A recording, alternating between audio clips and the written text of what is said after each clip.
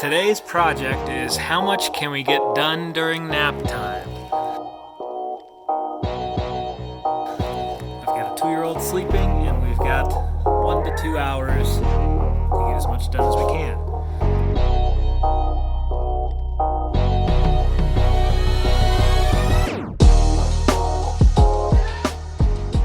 So, we're going to do sway bar bushing there, sway bar bushing there, sway bar cushions there and there. And on the other side, of course, we have 2, 1, 2.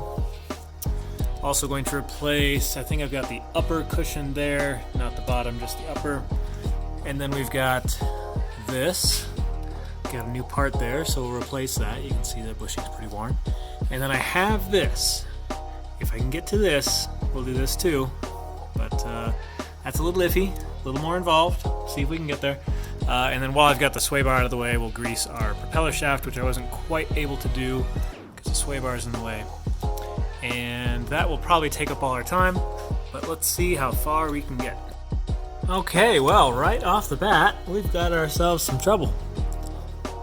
That obviously fractured, and that's not really what we were going for, but that's what happened. So there's that. So now we need a new bracket like this, and you can hear it's moving around quite a bit. So the bushing inside of that thing is shot anyway, so maybe the new bracket there comes with that. So I have a feeling the other side's going to be the same. It did not really want to give. I had lowered the car, so I got a little bit more leverage, and I just snapped the bolt. So I think that's what's going to happen here, and I'll just plan on getting a new bracket. Oh well. Okay, I'm going to have to work more on this. I'm actually not sure how I'm going to get this off. This is being quite a pain. I may just cut through it, I guess. I don't know. But I got the stabilizer bar undone, but still in the car, and I can't really seem to get it out. It doesn't really wiggle the correct way. But anyway, you can see the bushing and how much movement there is in that. So that's a bad one. The other side is actually pretty good. So the other side's right here. And once I fully seat it, there's a little bit of movement, but not nearly as much. I'm still going to replace it, but the other one is just terrible. That one's just awful. So definitely need a new bushing there. We'll see if I can get that all out. I'll probably just buy a new bracket for that anyway.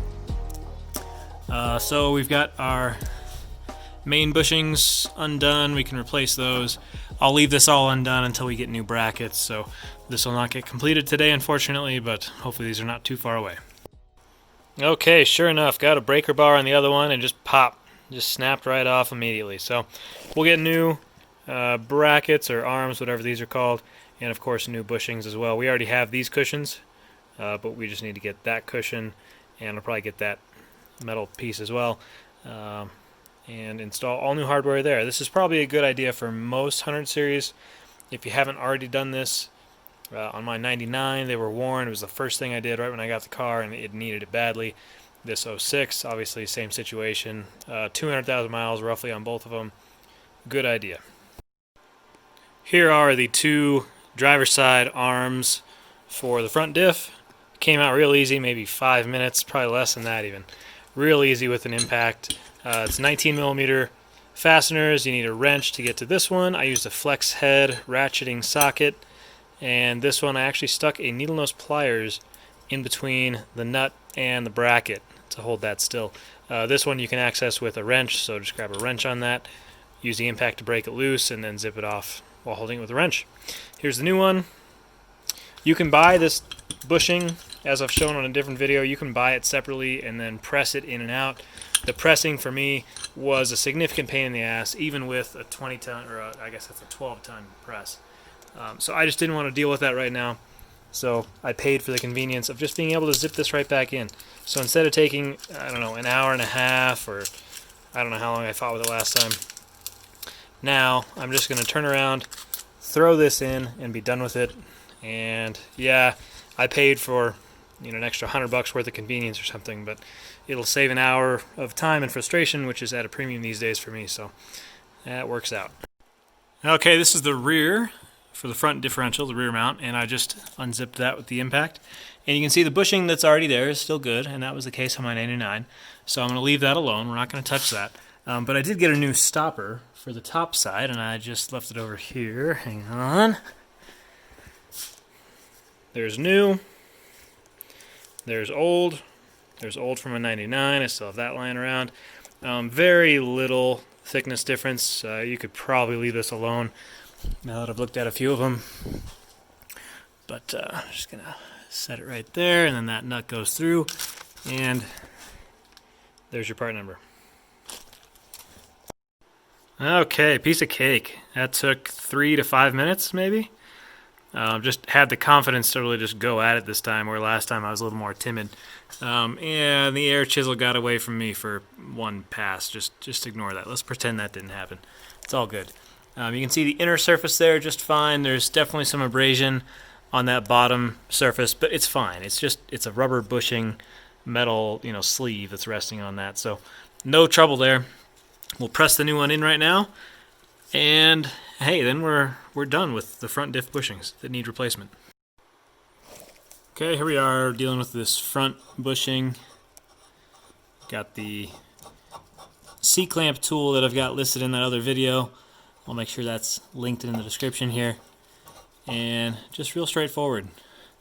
You just get it lined up. Now last time I tried really hard to get it started perfectly straight, and I had a few people tell me, you don't really need to do that. If you just keep pushing through it, it'll center itself. So we're just going to try that. We're just going to crank on this, going for fast and effective, and we'll see how this does. Yep, sure enough, here it is. Super satisfying. Impact on low, 22 millimeter socket on this guy, and take a look what it does.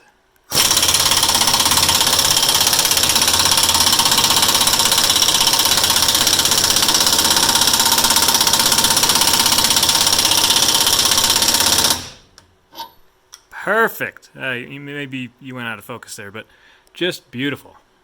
Super easy. Gotta love power tools. Okay, we got our new bushings temporarily installed. I'll come back, of course, and tighten that up, but I want to leave it loose just to make this job extra easy when we get there.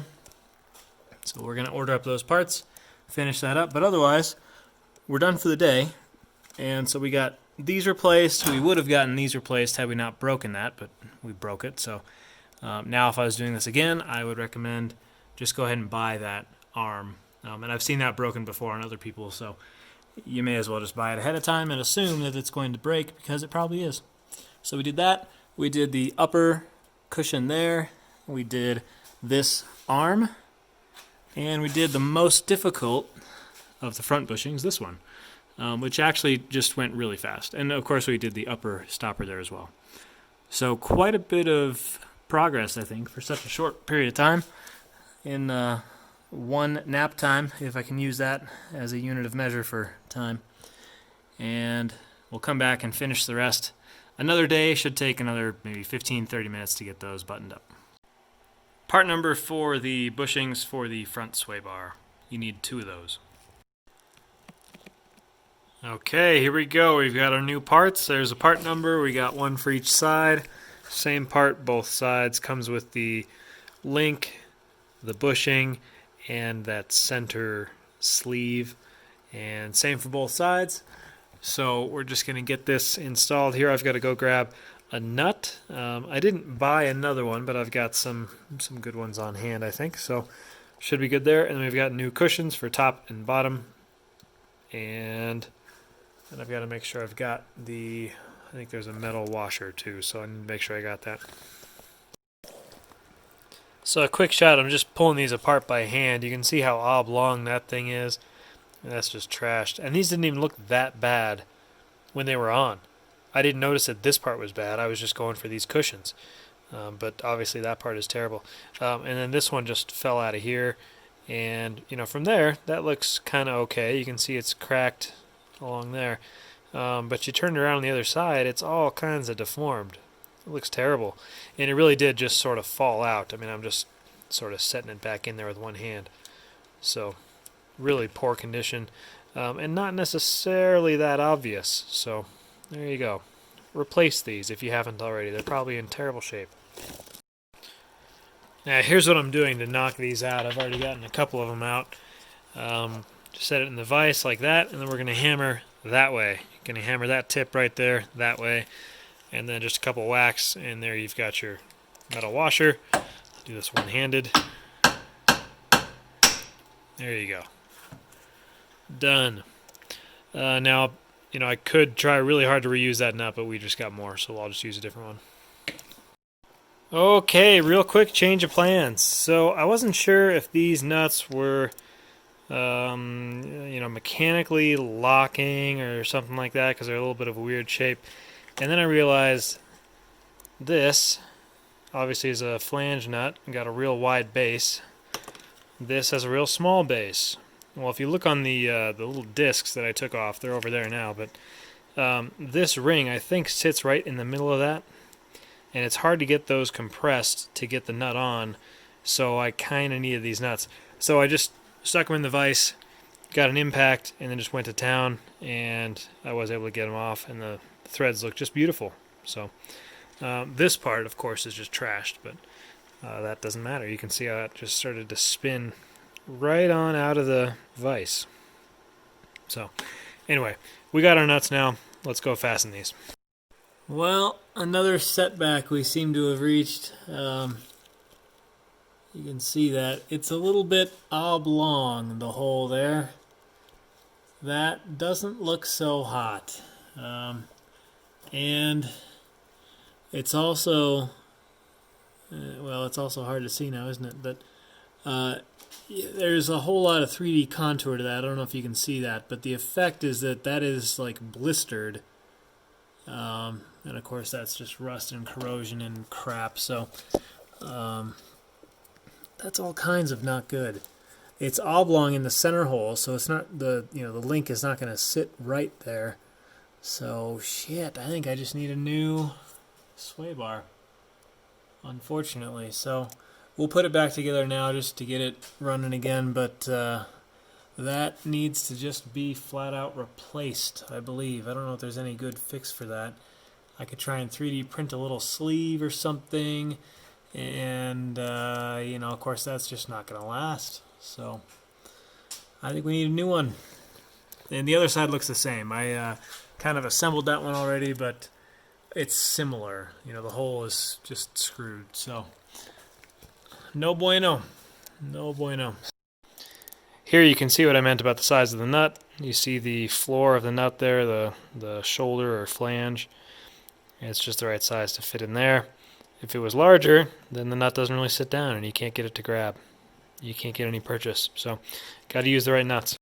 Okay, now we're all done. Front diff bushings replaced, sway bar link bushings replaced, and some links. Took really just about 3 hours of labor, I want to say. Maybe 4, but that was divided up into a few different days because I had to wait on parts. But anyway, we've got new links there because those were all rusted out, and we discovered that the sway bar itself has a hole that's been elongated and rusted. So that's not great. I'll keep an eye on that. If I notice a clunk in the front I can't get rid of, it's probably due to that, and I'll get a new sway bar. Hoping I don't have to do that, though. Not exactly the sort of part I'd like to buy if I don't have to. New cushions, top and bottom. Reused the nut. That was quite a pain to get out, but we did reuse that.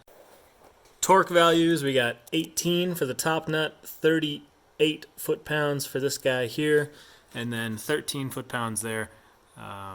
We got new cushions here, and some new bolts because the old ones were quite rusted. So those are just zinc-coated JIS spec hardware. And for the diff, let's see, we got the new cushion up top. We've got the new cushion down low here. That one we had to air hammer out. And then we've got this arm that is new that contains a new bushing. We did the upper stopper, as they call it, on the front as well. I think that's all we did. We also just cleaned up a whole lot of oily mess. I think I still have a leak somewhere up in this area.